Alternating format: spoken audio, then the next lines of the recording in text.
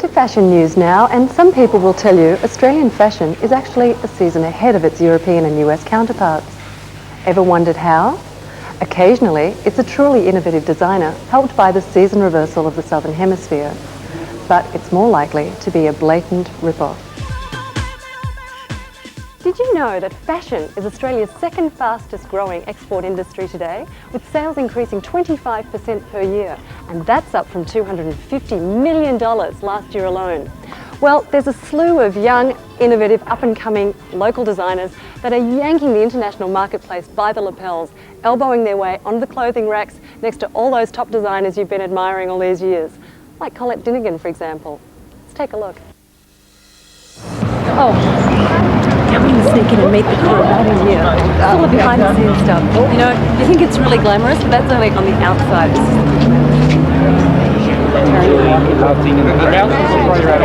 Let's go into the party. What about a 24/7? When the stars come out at night, we'll come shining through, bringing it right home to you, because we're the news channel.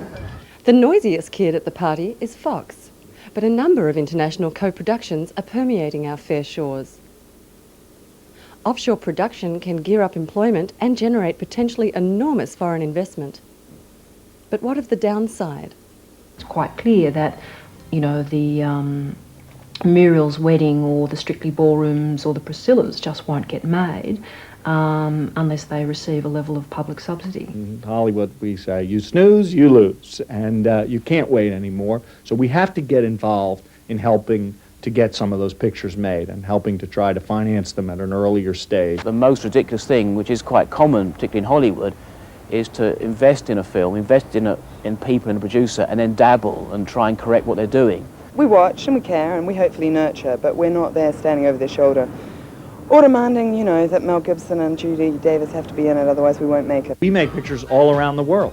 We're making Stephen Frears picture in Dublin, and the Bernardo Bertolucci picture in Italy, and the Christopher Hampton picture in England, for the very reason so that we can have movies that can show our audience other parts of the world and other cultures. So I think you can rest easy. Famous last words. And that's it for entertainment news for now. What did you think of opening night? Well, I thought it was, it had all the vitality and energy and excitement that any opening night can have.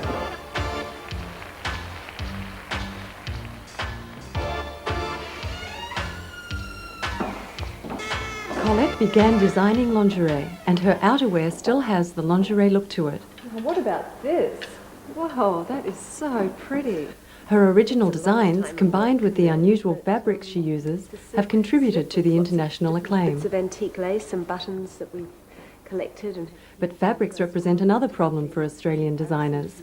High duties apply to imported textiles, and while they'll drop from 37 to 15% by the year 2000, it's still an added cost to designers, a cost which their overseas competitors don't have. Australian wool? It's Australian wool, but it's been in its raw state. It's sent to Italy, where they actually weave it up and process it, add the 10% nylon, and I go to the fabric fairs, discover it, and import it back into Australia with 29% duty. A Melbourne filmmaker scored the only Australian win at this year's prestigious Venice Film Festival. The animated short film Small Treasures, which is about childbirth, won the Best Short Animated Film Award for creator Sarah Watts. The film has also been nominated for an Australian Film Institute Award for short films. Winners will be announced in November. If they ask you if I need anything, tell them I lied about wanting a natural birth. What about the stuff from Pain Class? What stuff? Power, passion. Just give me the drugs! Director Peter Weir is rumoured to be teaming up with Jim Carrey for a new film called The Truman Show. The 33-year-old comedic actor, who currently earns around $27 million per film, has taken a huge pay cut for the role of an insurance assessor. The star hopes Weir can help him change his typecasting problems, as he did for Robin Williams in Dead Poets Society. A childhood obsession with junk and broken china prompted Victoria Spring to start making her own jewellery.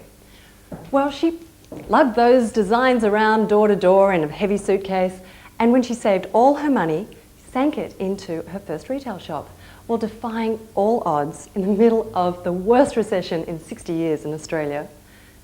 She has now segued that business into a lucrative international jewellery trade.